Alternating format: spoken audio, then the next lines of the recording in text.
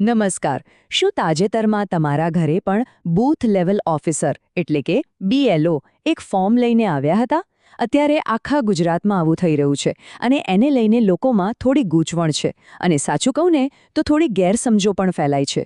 તો ચાલો આજે આપણે આ SIR 2025 પ્રોગ્રામ શું છે અને એમાં આપણે શું કરવાનું છે એની એકદમ સાફ અને સાચી વાત સમજીએ. જરા વિચારો, તમારા ઘરનો દરવાજો કોઈ ખખડાવે છે, પોતાની ઓળખ BLO તરીકે આપે છે અને તમને એક ફોર્મ પર સહી કરવાનું કહે છે.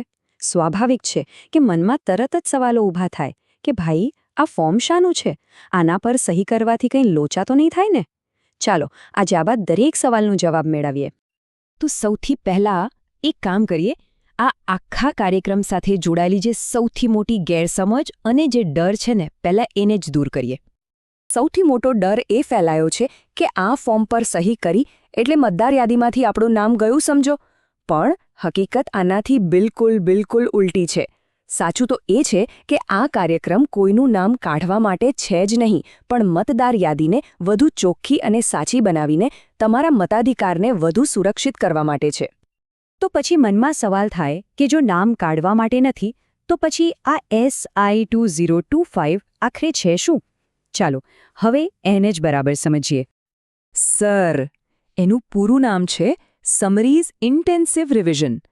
હા, મને ખબર છે, નામ થોડું ટેકનિકલ લાગે છે, પણ સાવ સહેલી ભાષામાં કહું ને તો આ મતદાર યાદીની એકદમ ઊંડાણપૂર્વકની સાફ સફાઈ છે.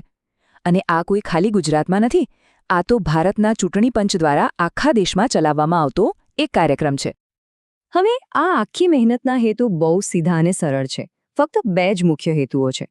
પહેલું, એ સુનિશ્ચિત કરવું કે 18 વર્ષથી ઉપરનો કોઈ પણ લાયક નાગરિક મતદાર યાદીમાં ઉમેરાવાનો બાકી ન રહી જાય.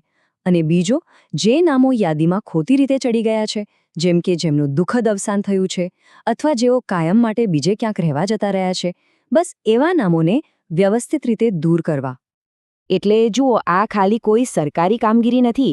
એકદમ સાચી અને શુદ્ધ મતદાર યાદી બને એમાં મદદ કરવી એ આપણા સૌને એક રાષ્ટ્રીય ફરજ પણ છે, કારણ કે આનાથી જ આપણી લોકશાહીની પ્રક્રિયા વધુ મજબૂત બને છે, ખરું ને? ચાલો હવે આવીએ સૌથી અગત્યની અને કામની વાત પર કે આ ફોર્મ ભરવાની પ્રોસેસ શું છે અને આપણે એમાં ખરેખર કરવાનું શું છે. પ્રક્રિયા ખરેખર ખૂબ જ સહેલી છે. ચાલો સ્ટેપ બાય સ્ટેપ સમજીએ. પહેલું, BLO તમારા ઘરના દરેક મતદાર માટે એક અલગ ગણતરી ફોર્મ લઈને આવશે.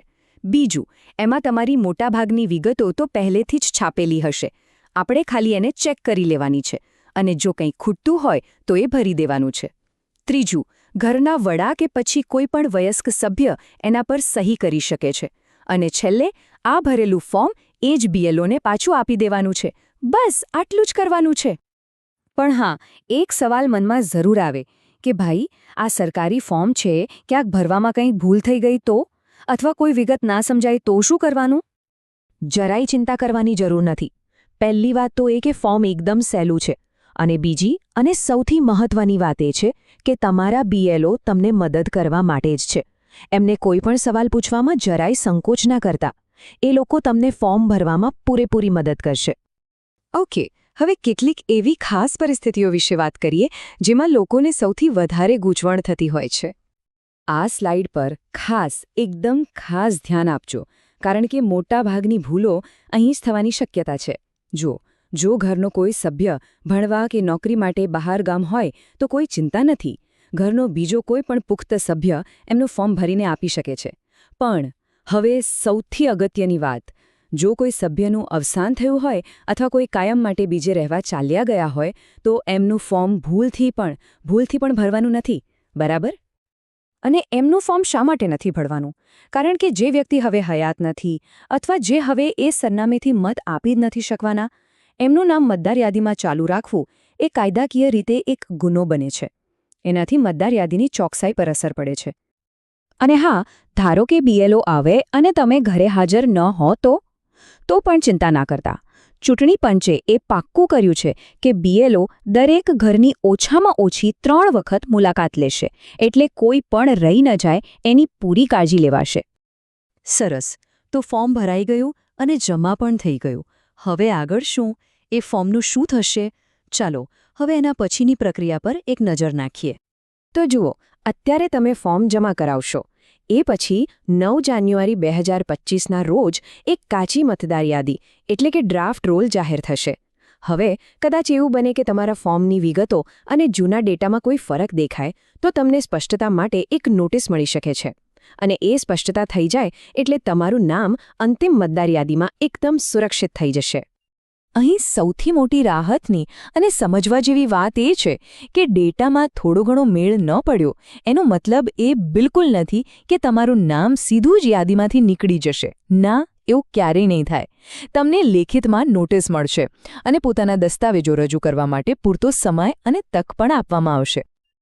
તો આ આખી વાતના 2 મુખ્ય મુદ્દા ખાસ યાદ રાખી લો. પહેલું, અત્યારે જ્યારે BLO ઘરે આવે ત્યારે કોઈ જ ડોક્યુમેન્ટ કે પુરાવાની જરૂર નથી. અને બીજું, ડોક્યુમેન્ટ્સની જરૂર ફક્ત અને ફક્ત ત્યારે જ પડશે જો ભવિષ્યમાં કોઈ ચોક્કસ કારણસર તમને નોટિસ મળે તો, ત્યાં સુધી નહીં. અંતમાં બસ એટલું જ કહીશ કે આ માત્ર એક ફોર્મ ભરવાની ઔપચારિકતા નથી. આ તો એક સ્વચ્છ અને પારદર્શક ચૂંટણી વ્યવસ્થા બનાવવામાં આપણું એક નાનકડું પણ બહુ મહત્વનું યોગદાન છે. આ એક રાષ્ટ્રીય કામ છે અને ચાલો આપણે સૌ સાથે મળીને આને સફળ બનાવીએ, જેથી દરેક લાયક નાગરિકનો અવાજ આપણી લોકશાહીમાં હંમેશા ગુંજતો રહે.